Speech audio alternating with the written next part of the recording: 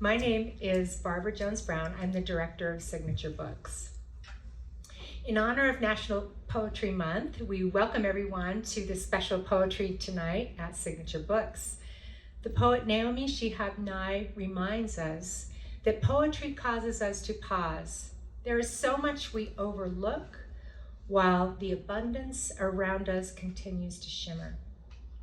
Believing that poetry is important to our society at large, Signature Books has published the best in poetry for decades, and we're thrilled to have with us many of Signature's poets from throughout the years. This is truly an honor. These poets represent observation of the beauty, grief, hope, despair, and love we often overlook in the busyness and distraction of life. We feel so honored to have been a part of the journey in bringing their words alive. So these past poets include Alex Caldiero, who wrote, his collection is titled Some Love, Laura Hamblin, Eyes of a Flounder, Susan Howe, Salt, Marilyn Bushman Carlton, Her Side of It, Warren Hatch, Mapping the Bones, Warren Scott Hatch, he goes by Scott, is that right? Scott Hatch, Mapping the Bones, Cynthia Sillitoe, who is reading on behalf of her mother, Linda Sillitoe, who wrote Owning the Moon, Kathy Evans, Imagination Comes to Breakfast, and Millie Tullis, editor of Sultry and Lear, did I pronounce that correctly? Liar, and whom we hope will be a future signature poet. And Dayna Patterson, author of If Mother Braids a Waterfall, and her newly released book, which we are celebrating tonight, Oh Lady Speak Again. And finally, Utah Poet Laureate Lisa Bickmore, right here, who recently we re-released her book Haste, which was originally published 30 years ago. So we're so excited to have each of these poets read from their collections tonight, and then we will feature the newly released books of Dayna Patterson and Lisa Bickmore. I'll now pass the microphone to Lisa, who is also Signature's editorial advisory committee member. And Lisa will introduce Dayna.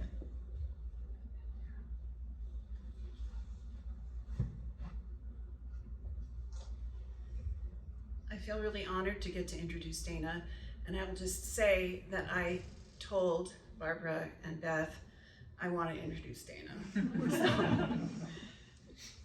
So I kind of stole that honor for myself.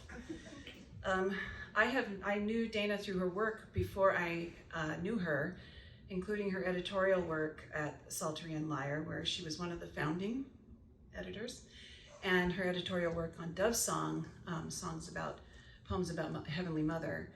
And then I got to read Dayna's work, and I was pretty much blown away by her verve and her verbal inventiveness and formal inventiveness. And I want to say also about Dayna that she's a wonderful poet, a great poet, and also a great friend of poetry. So she is one of the people who cheers on other poets and makes you know how good poetry is. She's a tireless advocate for poetry.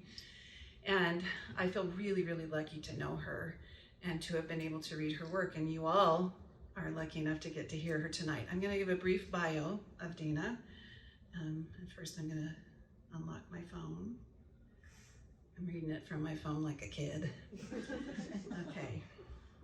Dayna Patterson is a Thea-curious, recovering Mormon, a textile artist, amateur fungophile, and macro photography enthusiast. Her creative work has appeared in many illustrious journals, among them Crab Orchard Review, Hotel America, Kenyon Review, Passages North, Poetry, Thrush, Zone 3, Whale Road Review, and others. She is the author, as Barbara told us, of 2 books of poetry, along with 3 chapbooks, If Mother Braids a Waterfall and Oh Lady, Speak Again. She's the co-editor of Dove Song, Heavenly Mother in Mormon Poetry, and a founder of the online literary journal Psaltery and Lyre, which is a space dedicated to publishing literature at the intersection of faith and doubt. Please welcome Dayna Patterson.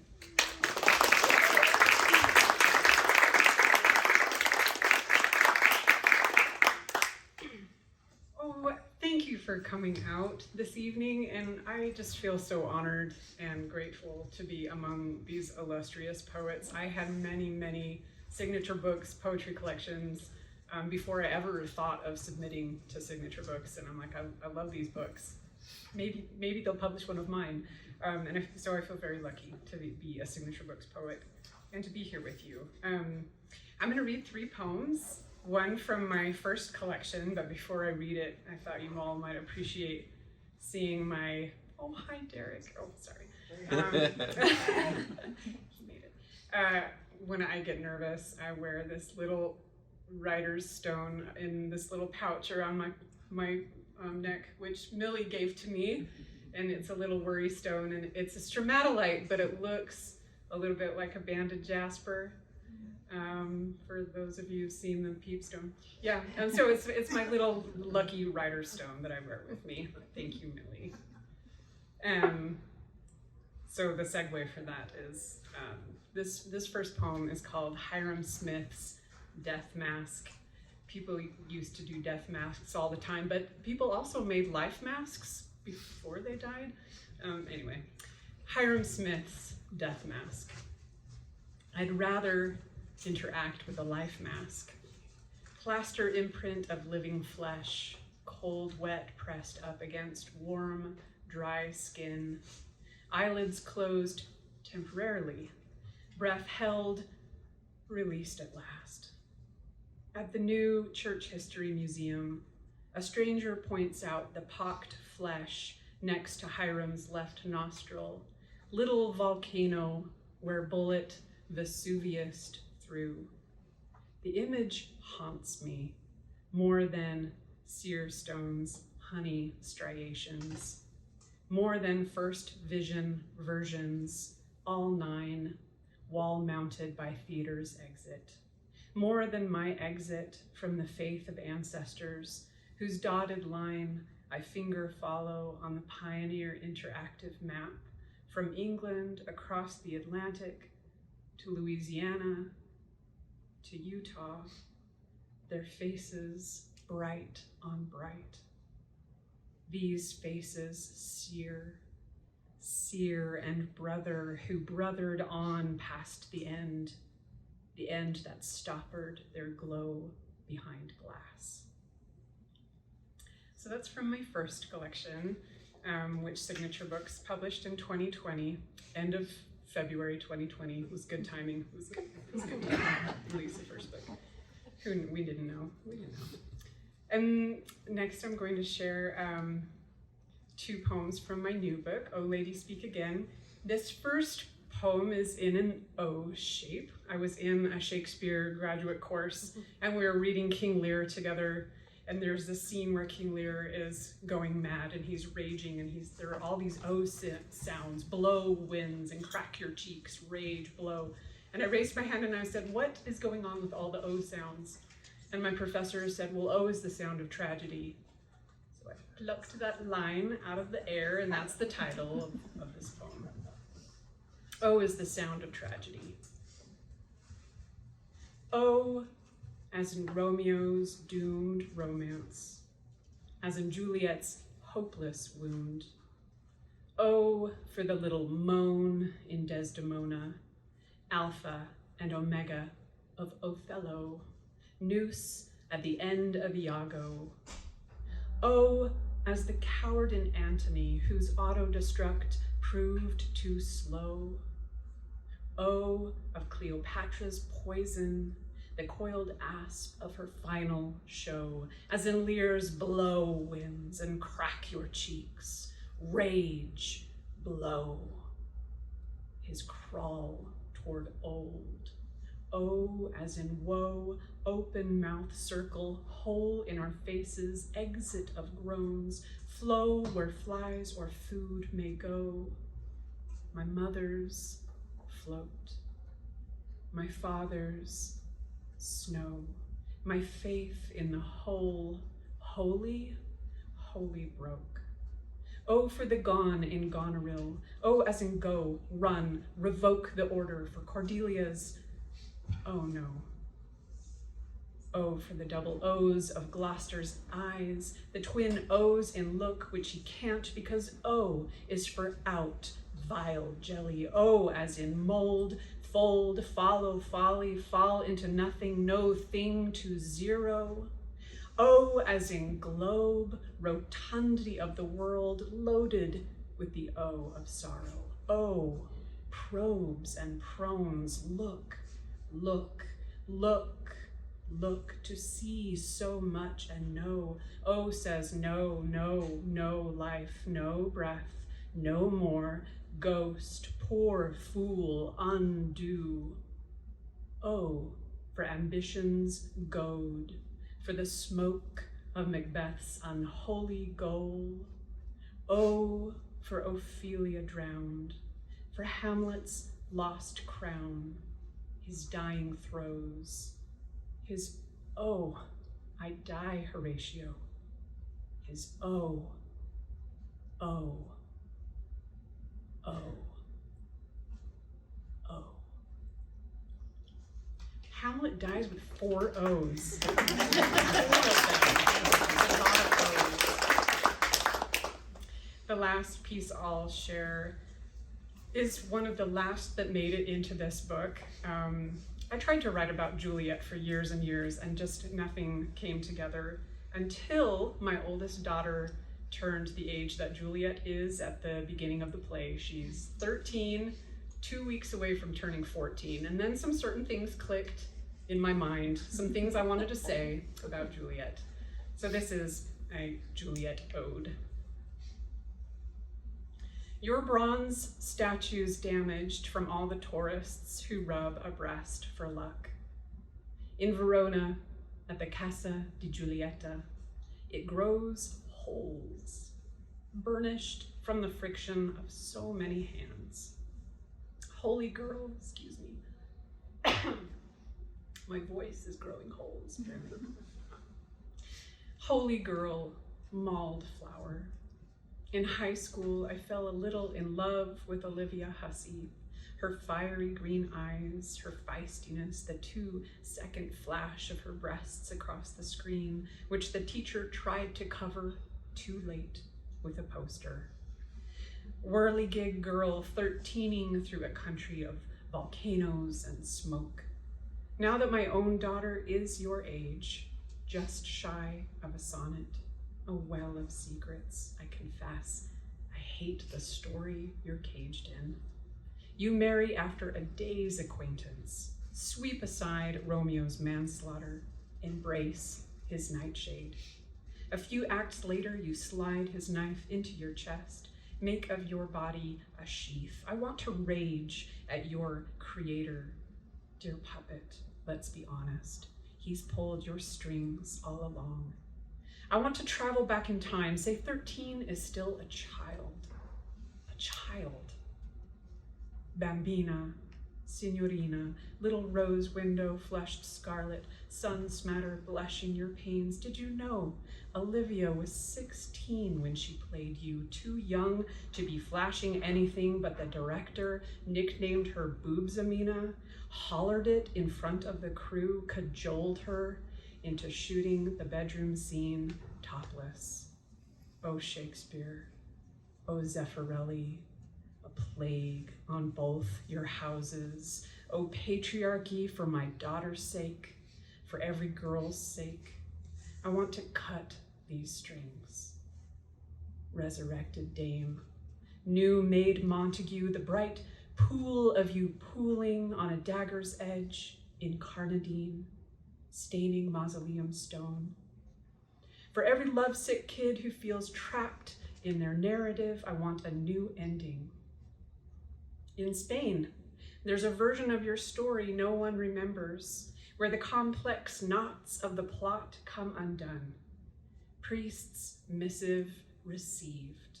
Romeo arrives in time, and you shame feuding parents to repentance. I love to imagine you grown, even graying.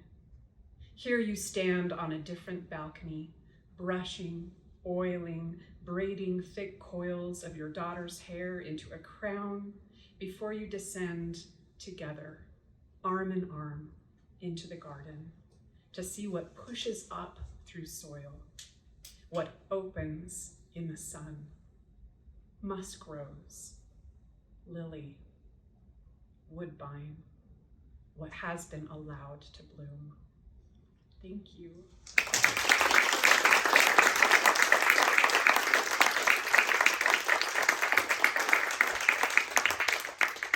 So I'm not going to keep getting up and down, but I'm going to tell you the order of our readers who will get up and read and give you a privileged view of their beautiful work. And then I will be the last person to read. So Alex Caldiero, Laura Hamblin, Susan Howe, Marilyn Bushman Carlton, Scott Hatch, Cynthia Sillitoe reading for Linda Sillitoe, Kathy Evans, and Millie Tullis. And then I will read. Alex.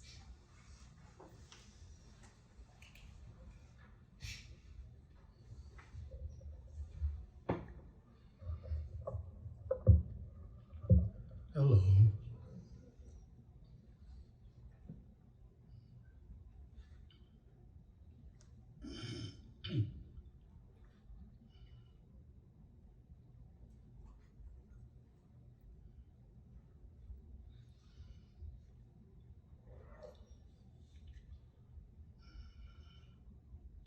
Stanzas.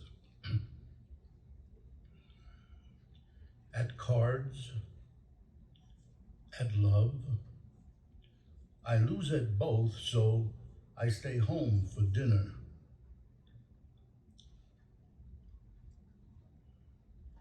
As we sleep, blankets stir. By morning, a makeshift wall divides our bed in two.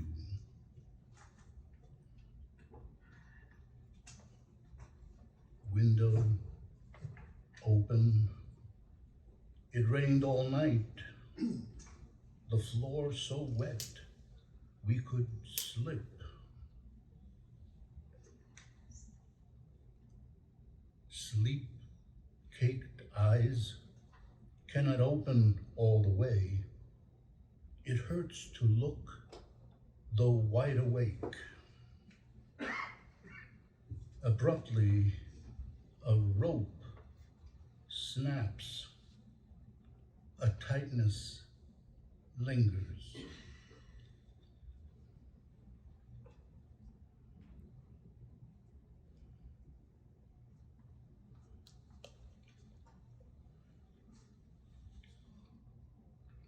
In tongues, when my tongue meets your tongue, it wants to play tag. It wants to play hide and seek. Then, fatigued, it would lie down in its own moist bed, alone to dream in flavors.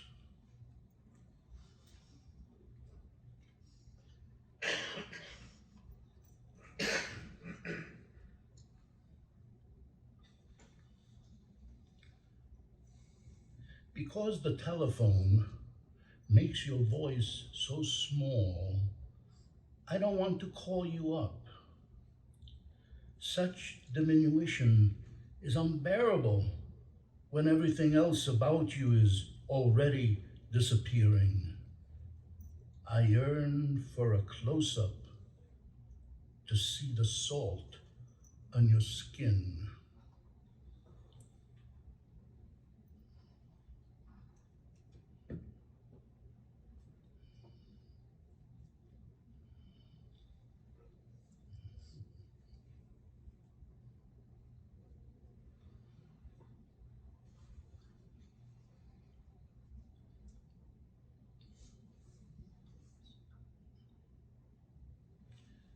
You are so much on my mind. You have thoughts of your own there. By the way, these are love poems. Oh, was that clear?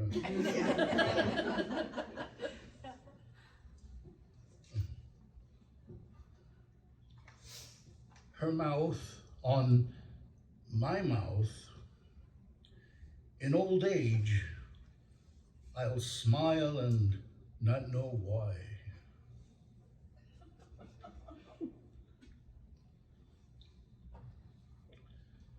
Manage, menage,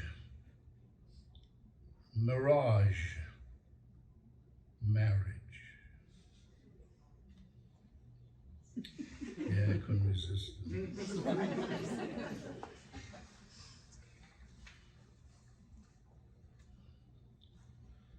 For the nipple told me everything I ever wanted to know.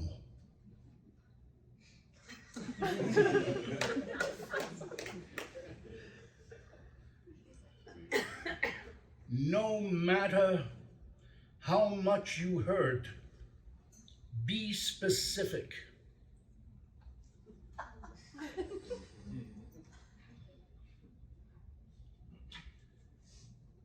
Your hatred fits you like a Mae West outfit.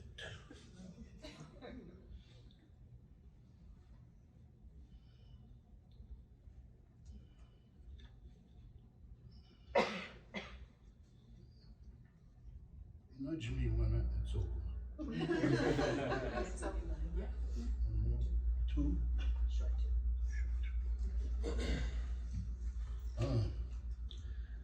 The flower keeps me from talking about the garden.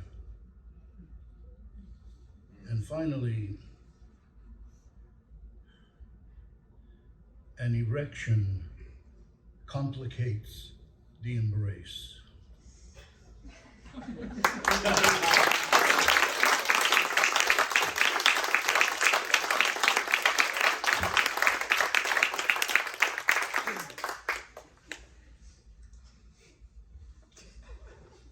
I was so hoping I would follow Alex. Because he's clever, he's funny, he's witty, he performs, and I just read poems. A photo of my mother. There is a photo of my mother that my father took. She reclines on the bed, her elbow pressing the disheveled covers, bearing her body's weight. Her lips open slightly in smile. Her eyes are dulled with sex. How beautiful she is without her makeup. Her hair an ocean storm. She has not made the bed for days. My father is taking the photo, but I see him next to her as he strokes her with the back of his hand from her shoulder to her thigh, stunned with the globes of her breast, her thin ribs, her pubis mound. What fortune that she had said yes. I like to think of them this way, together, as if they were in love.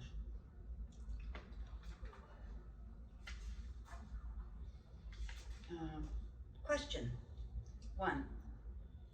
The question is of accidental beauty, like hair that can't hold a braid.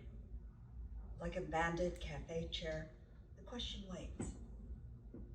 When you mourn, the question strokes the silence draped on your shoulders.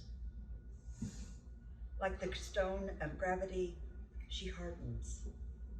Like the peace of redemption, she weeps. The question leads into negative space.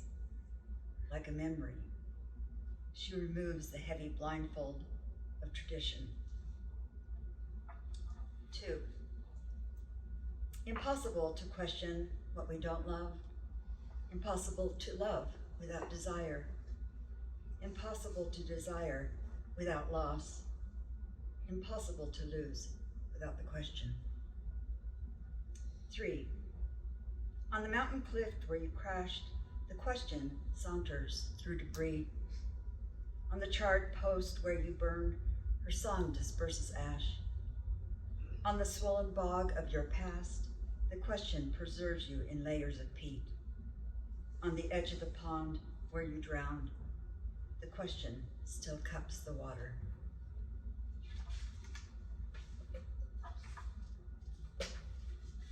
Let's see, one from the book, kind of a Mormon-y one. Kind of not. It's called Mormon Conversions. The songs mutate like a virus in my blood. I am a child. The God, firm as a mountain. Around us, the golden plates. I am 12. I have spent 12 years learning my insufficiencies, my inabilities. I will never spread the white tablecloth, never break bread or fill the tiny cups, never speak sacred words over them, past them. Under the bright evening sky, boys with shellacked faces play basketball. Closer to God, in the next life, with numerous wives, they know power, vertical, like the Mount of Zion, and wide. I begin to bleed. I am taught with the other girls to crochet, to knit a pattern of life. A pair of slippers for our fathers. Ah, dark skein, unraveling girl. And now, on the rock our fathers planted, in this house of love, making covenants, the congregation stands. We sing, the Spirit of God, like a fire is burning, and the live coal of reality ignites. When we fell apart after yesterday's lovemaking, the smell of rain still in the air. I knew it was our last as you washed my thigh, purposefully and without smiling, not like a lover, but like the surgeon you are, as if carefully closing a wound.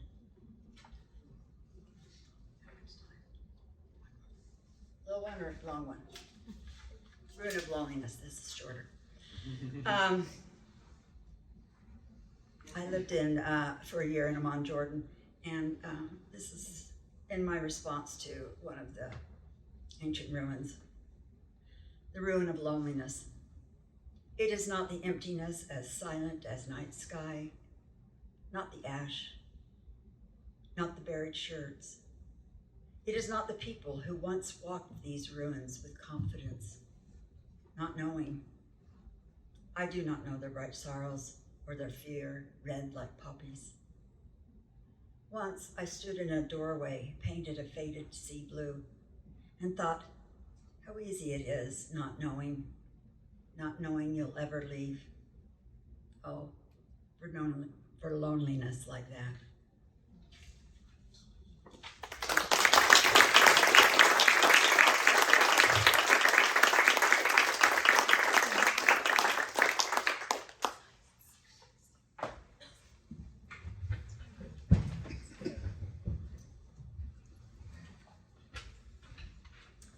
I was so enthralled, I forgot it was my turn. It's a real honor to be here, and I want to say that I think Signature Books has done more for the LDS culture than any other publisher. There's so many things, and particularly poetry, that would not have been published or would not have been available without them. So I really appreciate that. If I have time, I'd like to read 3 poems. If not, I'll read 2. I was talking to Alex, and he has made friends with pinion jays. And I had a poem about them in my book called Salt, and so I thought I'd like to read that for him. It's called Dull Blue Crows. And I looked up the pinion jays in a bird watcher's book, and that's how they really characterize them. dull blue crows. It was so wrong. Dull blue crows. What pinyon jays look like, according to the Birdwatcher's Guide. But I say the ornithologist who called them low achievers at the back of the Aves class showed a lack of attention to the birds, diminishing Powerly Blue to the color of his own sadness. And no bigger than a robin, as if a robin could cheer him up. Its song and rufous feathers the gauge of all birdness. Maybe he logged too much field time watching crows eat carrion, steal babies from meadowlark nests. Maybe his wife, meanwhile, fell for a herpetologist and left for Chicago, and he began to see in every species crow. The 10, then 30, then 70 pinyon jays that appeared at our feeder were sky blue travelers in gray cloaks, a little like the Amish, smart enough to lift the lid and generous to their fellows, each filling its craw and flying to the trees so others could seize a winter stash. Then they ranged on across the hills, committed to the pine seed harvest, neither dull, nor dull blue, nor dull blue crows. Birdwatcher's Guide writer, you can get over this sadness if you visit the jays long enough before the next edition to see them rise and fall over you in a moving net of neighborliness. You might describe their faithfulness to their mates, their shared tasks, their murmuration of forgiveness. I really love the attention Signature has paid to the book. I mean, the designers have done a great job. In my particular collection, they have photos that correspond to so many of the poems, and it's really the best designed book I ever had. This next poem I'd like to read is called Capitol Reef, New Year's Eve, 1999.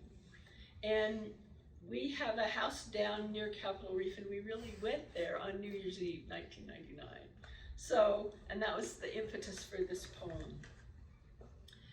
This house-sized boulder, long before we appeared, spilled down the cliffs like a coastal mansion. A sandstone skyscraper cracks from the wall, fissured by wind and ice. Everything here is falling, but nothing falls. Not the tilted tables of rock we can't budge, though they seem about to topple, nor the hydrocephalic head riding that skinny-necked column. But something will slip in the next 10,000 years, 5 times the string of time we celebrate tomorrow. We've claimed and named this vast place, though when an ancient sea rippled the sand of this shelf, we were dumb creatures warming ourselves on the rocks, mostly reptile, partly mammal. We curled under giant ferns as those tree trunks chunked and calcified. Advanced now, experimental, we climb where low sun breathes on the rice grass and coats it with cosmic frost, to confront our inconsequence, all the vast plain of the water pocket fold tipped on its side, white domes of Capitol Reef, cliffs the color of sunset, and below us the goosenecks. Still, here we are, a momentary flash, hiking the trail, kissing and eating bright hemispheres of halved oranges, the only things moving at such speed in 100 miles, except 2 ravens riding an updraft, indifferent to notions of time. They drift like shadows above, then below us, our doubles, now rowing, now gliding. And this last poem, like just to show you what a good job the designers did, it's titled Letter to My Husband Sent from Ireland. And I have a friend with a writers and artist retreat there, and it's by Kula Bay, and they got a picture of Kula Bay to put in the collection, which I thought was wonderful. Letter to my husband sent from Ireland. You would like this kitchen. It tilts toward Kula Bay. Windows on 3 sides. Behind me, stone hills with their shag of green. The sheep, white messages of affection. One hooded crow caws what I already know, that we're 30 years past 20, that the body is as fragile as a bag of sea mail, that I must cross an ocean of icebergs to get home. At breakfast, these thoughts, knotty as the sore muscle in your neck, assail until a wasp strafes me, then caroms off the peaches and into my mug. She scalds, dying quickly, her thin abdomen with its stinger curling to touch her head. I spoon her out of my lemon and ginger tea. On the saucer, wings spread, she looks like an Irish fairy, caught. Could she be an omen from this magic haunted land? Yes, life has its trajectories. Who would believe our single paths could intersect with such force? Now, after this happy year, the world has bounced you to your work, me to mine, the boiling Atlantic between. Dear one, I believe in our prayers, the weeks that will bring me home. But one day, death will sting one of us first. To prepare myself, I'm telling you this story and drinking the dark tea in which the wasp died. Thank you very much.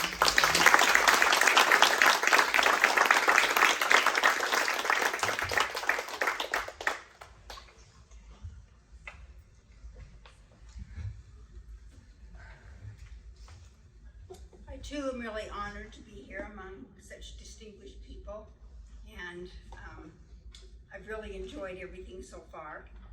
Signature actually published 2 of my books, one of them in 1995, and I think it's out of print. But I wanted to read the title poem. It's called On Keeping Things Small. And then when I heard Susan say herpetologist, it made me think that my son wanted me to read another one, so I'm going to read one that kind of goes along with that. On Keeping Things Small. Though I know planting a terrarium has something to do with suppression, I allow myself to wallow, to delight in the sun of my power to create, build, permit life. Fear necessitates deliberate placement of each similar, shade-tolerant, 2-inch sprig of green, 1 rib for variety, in this carefully planned environment. A pyramid of gravel, charcoal, treated soil, a little water. It takes work to make plants think they thrive, to make them lace and perk. A consistent sprinkling to hide telltale wilting. Overachievers must be pruned, anxious leafing reduced to color spots, small enough to reposition if necessary. This is no place for lush plants whose large leaves cast shadows. Even now, brazen greens push against containment. And then the other one is called Genesis. Let's begin again. Same garden. Eve is a natural in Eden. Claret cheeks, hair lacy as ferns, a green thumb. God says to eat freely, but a certain apple tree is off limits. Eve gets lonely. Her appetite is tiny. God sympathizes, sends animals of all kinds. She thinks up names: rhinoceros, armadillo, penguin, yellow-bellied sapsucker. While Eve naps, God takes her hip bone, makes man. He is good company and an asset, can reach the high peaches, trim hedges, his biceps like new squash, useful for carting off pruned limbs. One day while the man is exploring alone, a herpent, wearing a blue pinstriped suit, a high heel, a gold chain, loiters near the apple tree, every scale in place. The herpent patronizes man. He's used to it. One bite and you'll be wise, trust me. Knowledge is appealing. You've already got to name the animals.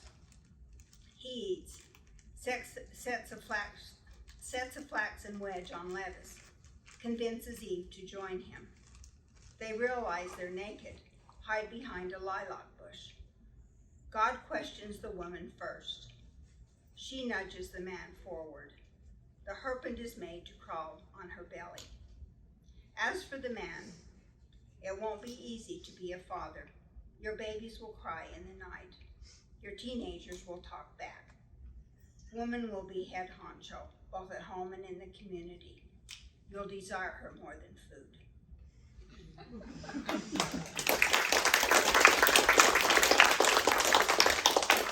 And my second book that Signature published, and I just wanted to show you the cover. I just love what they did. It's called Her Side of It, and I thought of reading this one because I knew that Dayna would be reading about Shakespeare. So this has an epigram that is Portia from the Merchant of Venice speaking. How far that little candle throws his beams, so shines a good deed in a naughty world. Let little birds do what they do. Let the rain of little girls' voices flood alleys and cracks. Let their elfish tunes, their excited diminutive chatter, like tiny bursts of confetti, flutter. Let, oh let, their 2.5-year-old voices purr.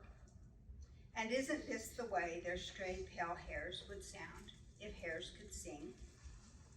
Granddaughters chirp on the go, circling snow princesses, blossoms popping, confectioners' teaspoons spilling. Once in Italy, in a clearing in the Dolomites, their grandfather and I came upon the tiniest chapel. Amelia and Ellie could be the choir, dressed to soft bare feet in white. And I just want to mention that Ellie is here, and she's now in college, going to the U. And then one last one. Well,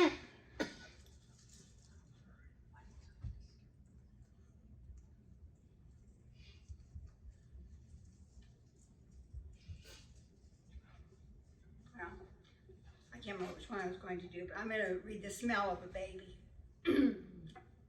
Mom, she says, this is my first one who has died.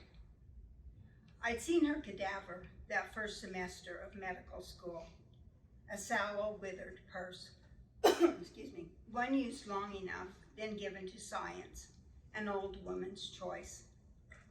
I remembered my daughter's attention to arm and leg, to muscles, nerves, tendons, blood vessels, ligaments, to the opened abdomen and chest, and especially to the uncovered face. She'd honored it until the very end. This time at the delivery, the head and face are what showed first. In that luminous, weatherless room of bodies, biting odors, the other students said they thought her cadaver had the faint smell of a baby. Somehow the faint smell of a baby.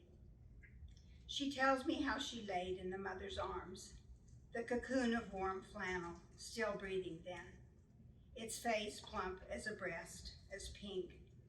How she nearly forgot the confusion inside, nearly forgot how its legs were fused together like a mermaid's. Later the autopsy would show it was a daughter. My daughter, awakened by a fresh life crowning, one whose cycle would complete itself in the time of a hospital TV drama, tells of scrubbing her hands in the night, of sheltering the mother, father, and baby behind the heavy door in a colliginous, bottomless room, of saying, take all the time you need. You can look if you want.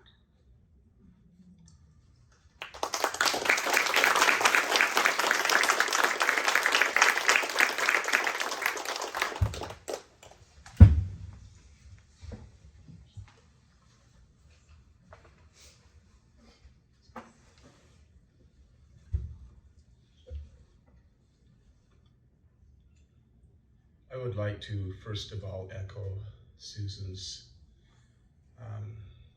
words about the importance of signature book to the nascent literary tradition of the LDS community and its unique importance, for which I'm grateful. Some years ago, due to a professional and academic trauma of which I was the unknowing pawn and sole recipient, I became unstuck from my place in space and time. Metaphorically speaking, I started running off and joining the circus, including a few years driving the front runner train, which was a real kick in the pants. And I loved driving past this beautiful building and seeing the gargoyles and imagining my books here that were gathering dust and thinking I need to do something about those books that I am grateful for Signature to have published. One of my most embarrassing trauma in my life came on the North Temple platform as I gathered in several hundred good church-going people onto the train after an event at the conference center, all in their church clothes, late on a Saturday night, and it accidentally keyed my mic and committed an engineering error of some complexity and beyond the scope of the story. And I said, "Bleep," and then I said, "Bleep," and then somebody said, "Your PA system mic is on," which can be heard on all of the platform and all down over 400 feet of train and several hundred good church-going people. Subsequently, and so I'm half a step away always from some sort of family intervention. Subsequently, currently, I have been working with troubled youth in a primitive wilderness survival program in the West Desert.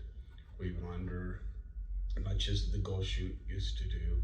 At the end of a day, as I am settling them in to sleep, and I read stories by Leslie Norris, snowdrops, blackberries, and at the end of the day I say, and at the end of the story I say, "Good night, you princes of the desert."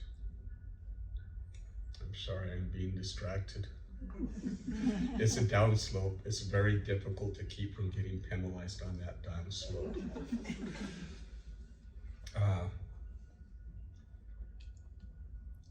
My sacred mountain of my youth can be viewed from the ranges we wander in the Simpson Mountains and the Sheeprock Mountains, the ranges of Stansbury,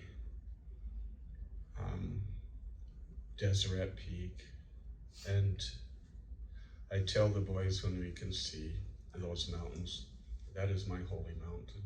And when it's clouded and covered with clouds and snow, I say, God is there now.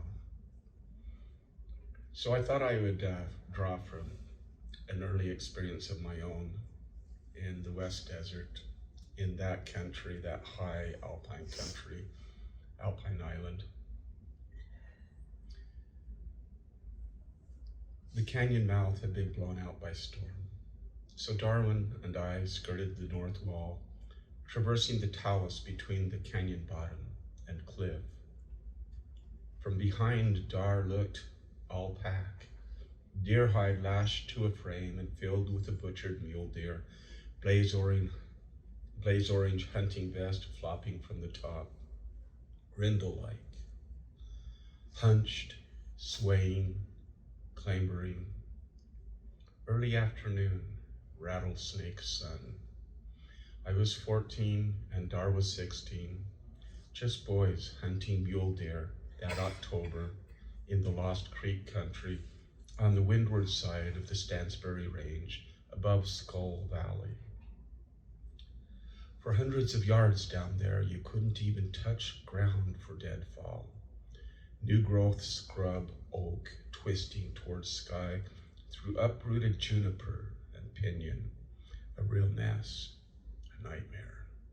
The talus slope pinched away and the cliff pushed us lower until we were down, climbing and swimming through that gray boneyard maze of blown down trees. Dar leaned back into the white crotch of a downed juniper, wedged his pack in, slipped out of the straps, and sat on a limb. He leaned over, hands on knees, blowing, sweat-soaked. I waited, balancing the deer head on my pack, antlers across my shoulders, the old lever-action Marilyn carbine across the horns. Then I unloaded and perched on a limb back against the cliff wall, eye to eye with that Roman-nosed buck. He still seemed alive in how his antlers had been tingling in deadfall for the last hour, snaring me. On a ledge next to the buck, I found a bone-handled sheath knife and hopped down and brought it over. Sun-rotted leather sheath, but the blade was nickel steel. Dar tested the blade against his thumb, turned the edge to sun. Not two people pass here in a decade, he said, and handed the knife back. 3 bald eagles pirouetted above the canyon, 2 adults and a juvenile. They balanced and sifted wind, sun glowing in the arches between primary feathers. They disappeared behind the cliff rim, then reappeared, then disappeared again over the ridge. Augury, I said. What? Fate, I said. Up canyon, crows and maybe the coyotes would have found the buck's carcass by now, studying their own fates in the spilled, shimmering entrails. Dar's breathing slowed. Let's just work this problem, he said, and settle back into the pack. We know where we are. Let's walk home. Like this, 25 yards at a time, sometimes resting in the pack frame, bent over in deadfall. The canyon mouth and the spread of Skull Valley below. Shadow stretched along the canyon walls and spilled out the canyon mouth across foothills and the salt valley floor.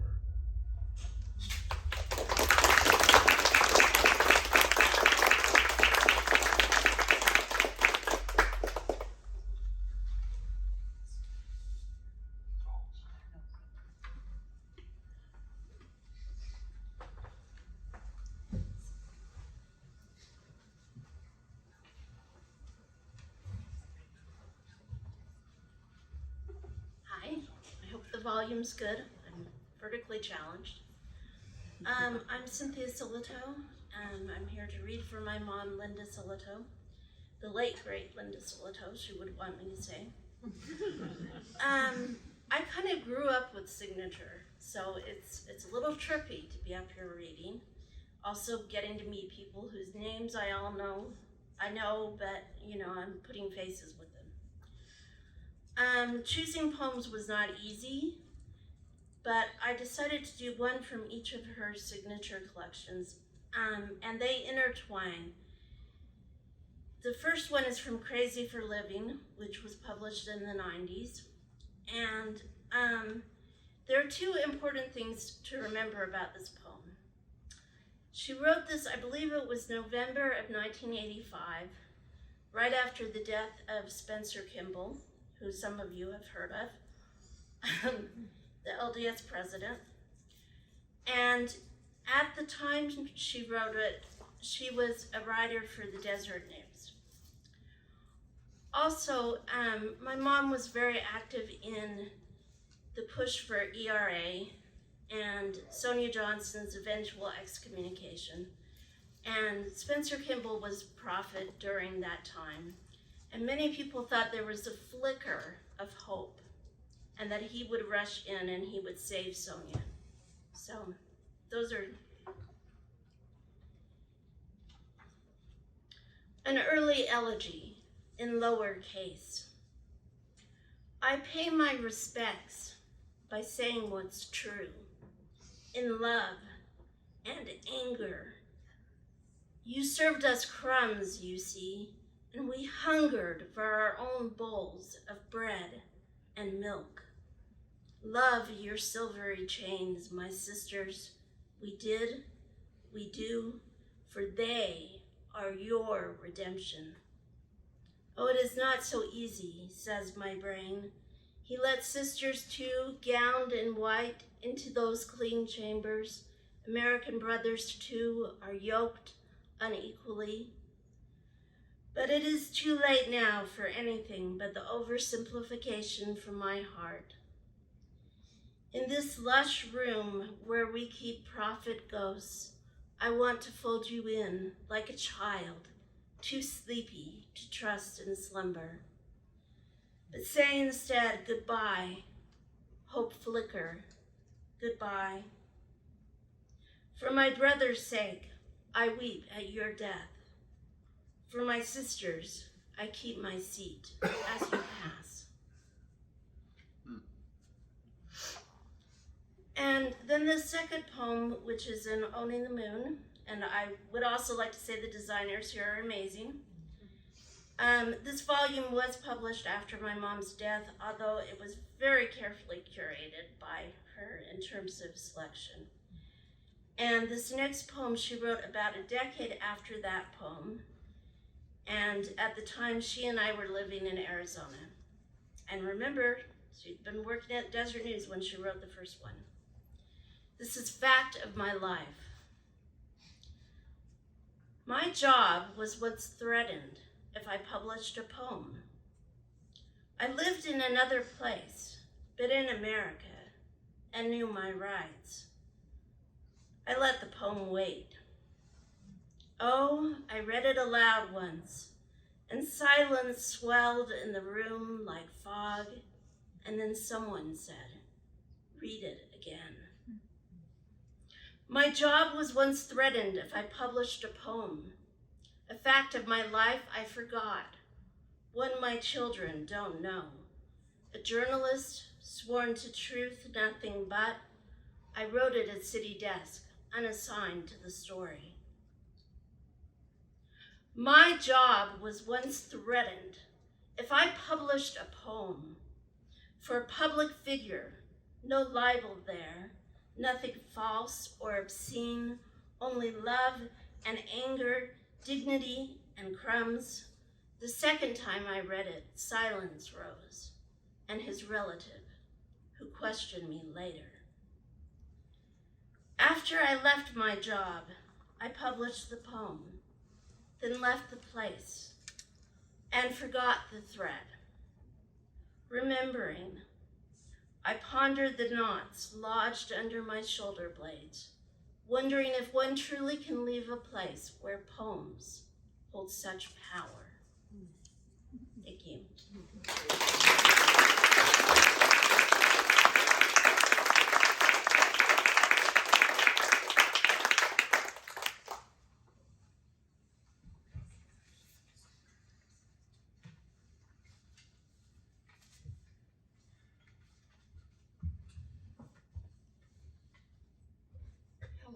Everybody, can you hear me? No.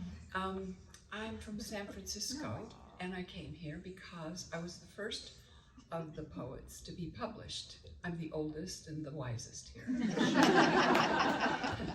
But I wanted to say thank you also to Signature Books and to Camilla Smith and George Smith, who launched this great enterprise and always welcomed poems of different, I guess, dimensions, so that, you know, it didn't all have to be in the same tone. And I appreciated them publishing me because some of my poems were a bit irreverent. And I'll start with one.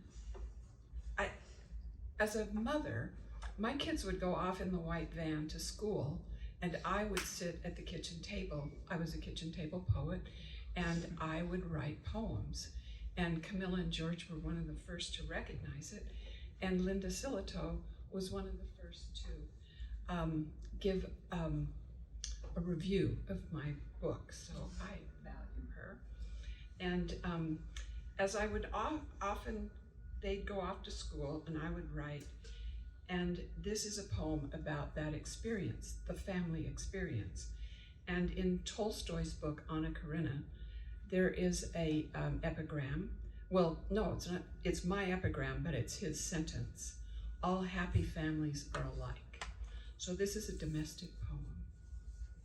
My oldest son, 18, existential and wearing an extra large, has dropped from his vocabulary the word curfew. He and the newspaper arrive home at the same time. It is Sunday, the Sabbath, and all the other children, much to my horror, are downstairs watching The Fly. I have failed them, I think. Charlotte's Web is missing the middle section, and at 7, my daughter still sucks her thumb, but only when her ears are cold. There are soda pop cans on top of the piano and buffalo wings on the furnace vent, and dust. Scott, the rueful, spindly one, announces the hamster is missing. The dog's got it. He says, there is blood all over the bathroom. But Allie, she said, I had a bloody nose. And Jake, 12, having just learned the scientific method, returns from the scene to proclaim, no hamster could have that much blood. In my dreams, we are all masked and shoplifting. What I think is a sigh from somewhere in the house is only the pancake batter hitting the griddle. Ah, Tolstoy, the small imperfect circles of our lives. So thank you. I think I'll do this one. I was going to read a serious philosophical one, but just for your information, my father and his family owned Saratoga Resort down in Lehi, Utah, around the lake. And it just is so large in my imagination, because now it's all gone.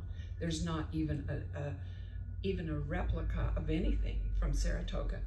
So on that resort was this jukebox. It was on an open air dance hall. And as a kid, that jukebox, it just took on a life of its own. All those red buttons and the bib. So I wrote a poem about the jukebox at Saratoga Resort, and it goes like this. Well, I think I've got it memorized. I think I can do it. Somebody put it to music once. My hot-juiced mama sat fat between one old pinner and a Coca-Cola machine. With ruby fingers and a shiny crow bib and opal suspenders and one amplified rib, she could pump a beat, wail the blues, shake cement, make Jesus croon, swallow those quarters, heave one more tune, in a hip swivel, fit shuffle, finger snappin', rub rattle, hand clappin', spangle spinnin', jangle jivin', moon jumpin', pelvis bumpin', dance hall weave. In the starlight sizzle of the penny arcade, in the lipstick dazzle where the records were played, she was more than music, more than record machine. She was mistress, mama, our lug-wrench queen. Thank you.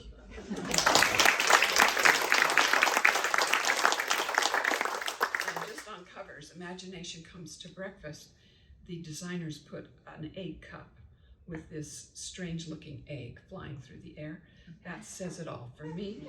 But I have one last poem, and it is because my dear sister is here, and one winter she put me up in her attic bedroom, and I taught ESL here in Salt Lake City, and I got to go down to the Salt Lake City Library when it was just finished, and I was in awe.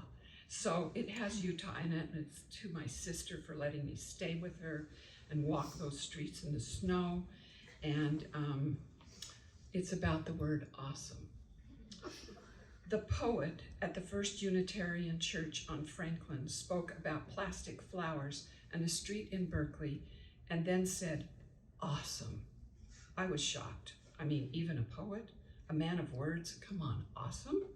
The other day, I overheard someone say, super awesome.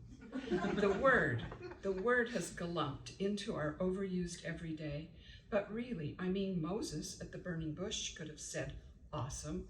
Buddha, after he removed the serpent from his eyes and no longer felt fear, and the Bodhisattva tree, awesome. Tibet and the tallest mountain, the roof of the world. My Lord, Jesus just walked on the water, awesome. The Goldberg variations, slot canyons around Escalante, Utah, jellyfish, but a poem about plastic flowers on a side street? Well, once a few years back at the international school in Salt Lake City, I was asked by a Brazilian student in my ESL class, what is awesome? Okay, as awesome. They spoke Portuguese, I didn't, not a word. Everyone was saying awesome in Utah, especially the teenagers. I pointed to the snowy peaks of the Rocky Mountains. Right out the window, I went down on my knees, then lifted my arms in the air and said, awesome. But no one really got it because everyone said awesome for everything, including scrambled eggs and bacon, which I guess if you think about it on a plate, how the bacon got there and the eggs, it is awesome. The butchering ritual of a pig, the chicken laying an egg in a dimly lit coop, the birth of anything, really. Then, one morning for a field trip, our class walked down to the new library designed by the notable Egyptian architect, Moshe Safdie. And after walking all the way down in the snow, they being from Brazil, of course, a little underdressed, one girl in very sexy cutoffs, we were huddled inside the entry, standing under a magnificent skylight, and looked high up into the air.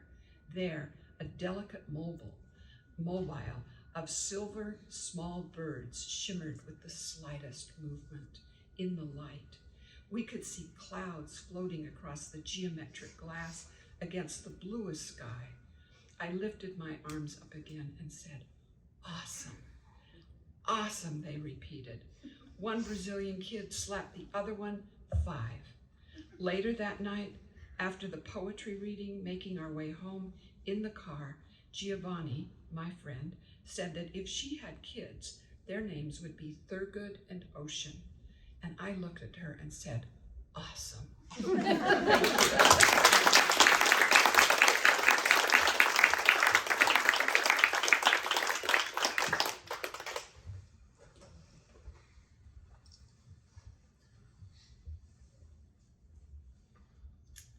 definitely want to echo some of the sentiments have already been shared. I'm so excited to be here and hear from all these amazing poets that have been, a lot of them really influential for me, and read some of my own work. So a little bit of preface for just some short poems I'm going to read.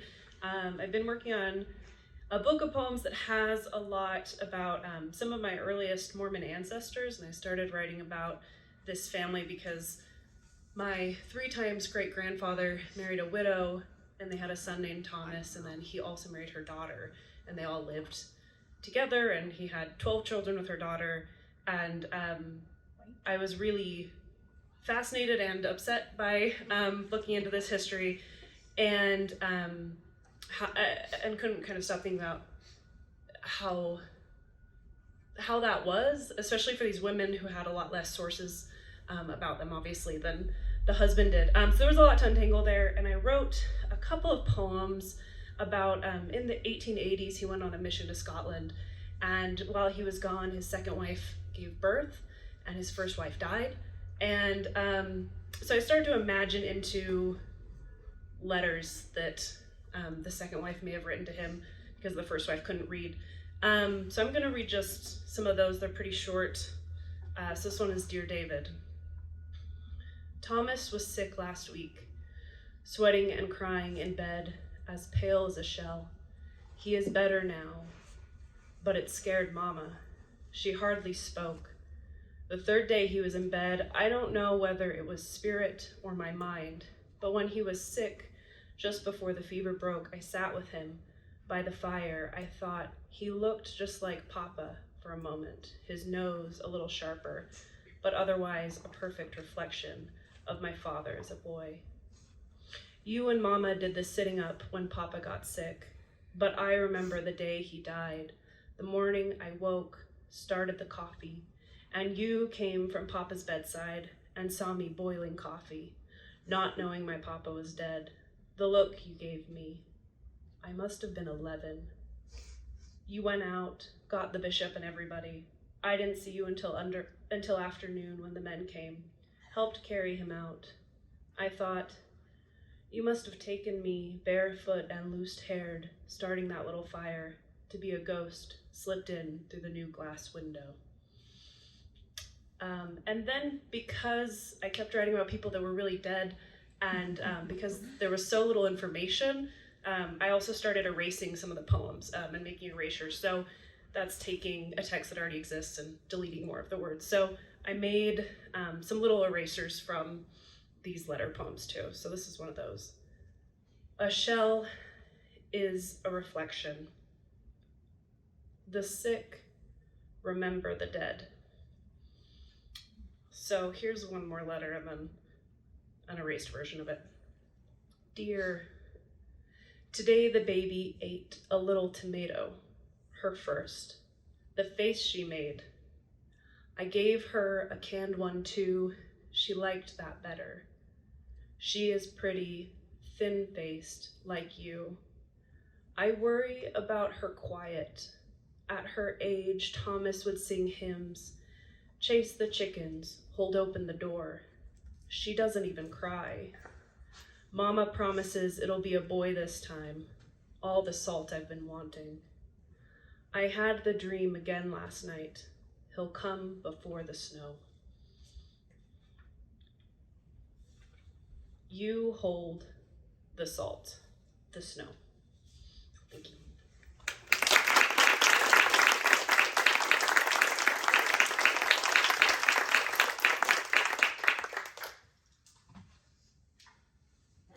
There's so much to say about what I just heard from all of these poets, but I'm going to read a few poems.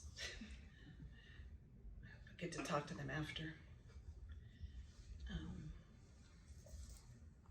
The first poem I'm going to read is called, it's a line from the poet James Merrill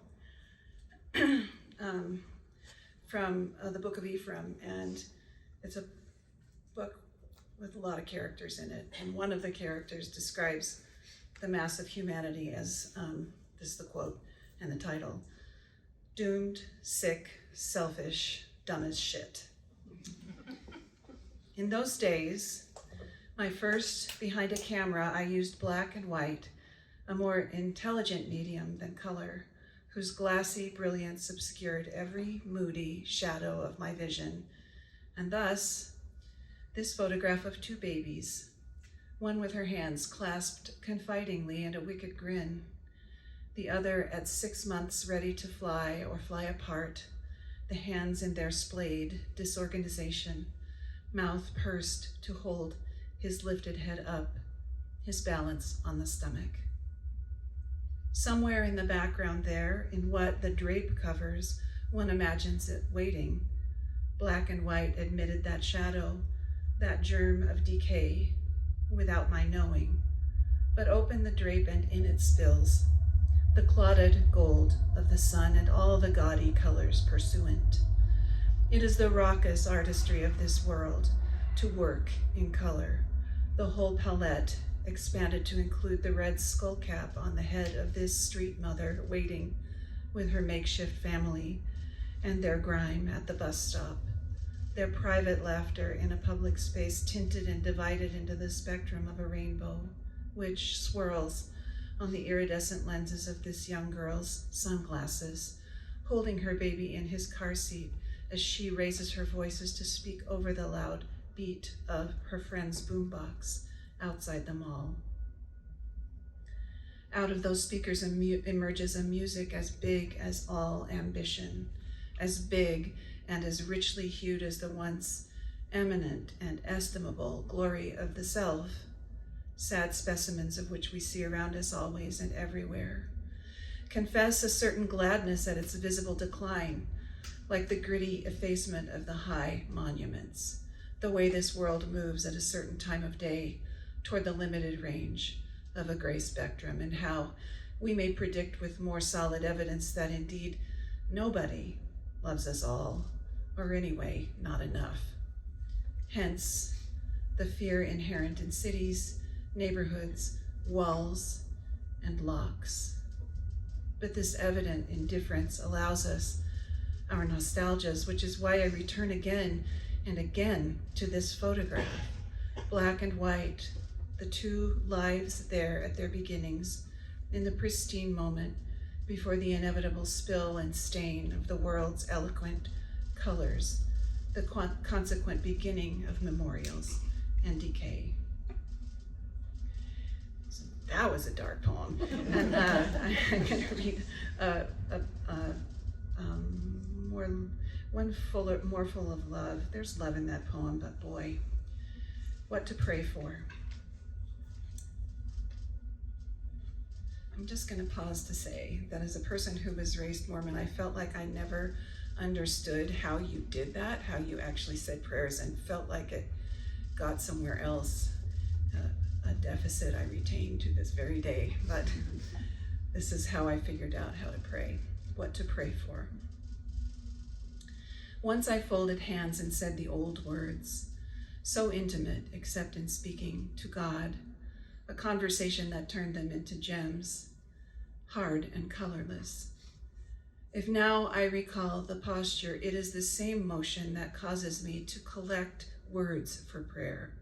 The word itself gathers the associations of hours spent on knees talking to bed sheets and listening for voices, hands clenched in one fist, hearing instead the speech of heartbeat, of breath in and breath out, the stroke of the slow blood swimming back to the left side. At night, I might still kneel, hear that wordless reiteration, but always I make words for the things I pray for. The empty spaces on maps, envelopes postmarked Huntsville or Fairbanks, a letter with a ptarmigan feather in it and the story of the dull bird careening flat into the window of a friend's house. For the flat plains of the mountain, mind open, oxidizing into the colors of copper, and the gathering of water into rivers, the spilling of spring floods. For the opening of doors in summer, the dust accumulating quietly on the piano.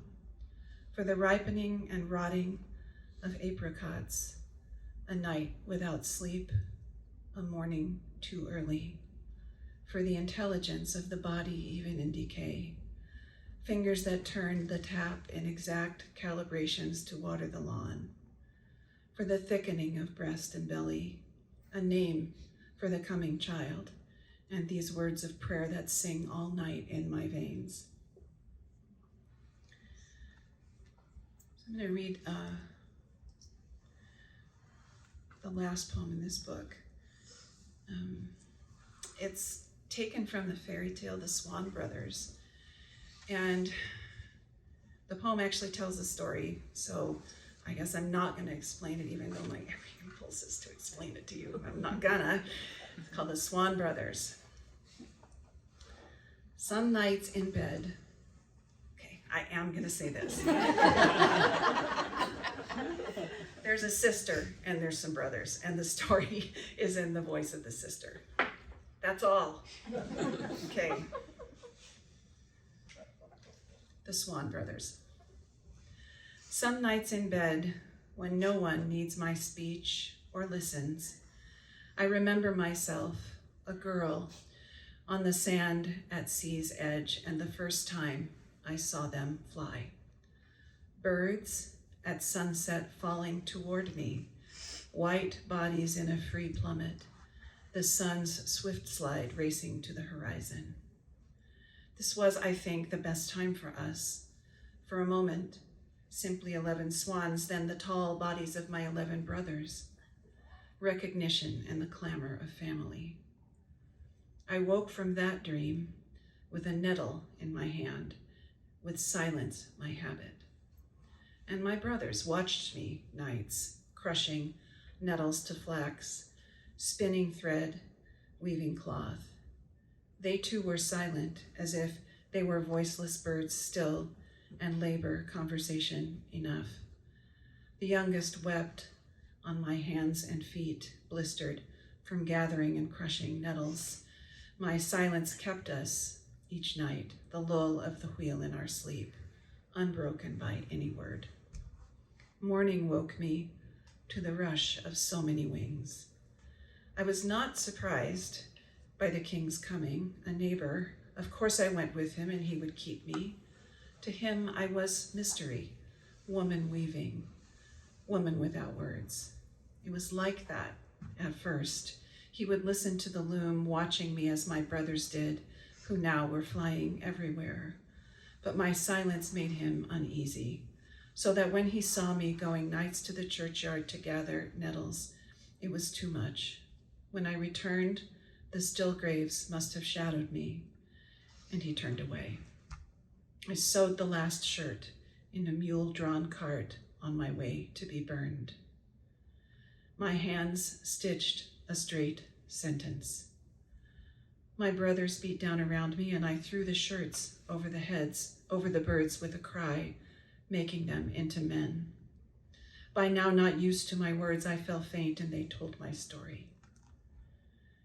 My story. I live with it now as with a scar, another lasting estrangement, like the wing of my youngest brother, whose shirt had no left sleeve.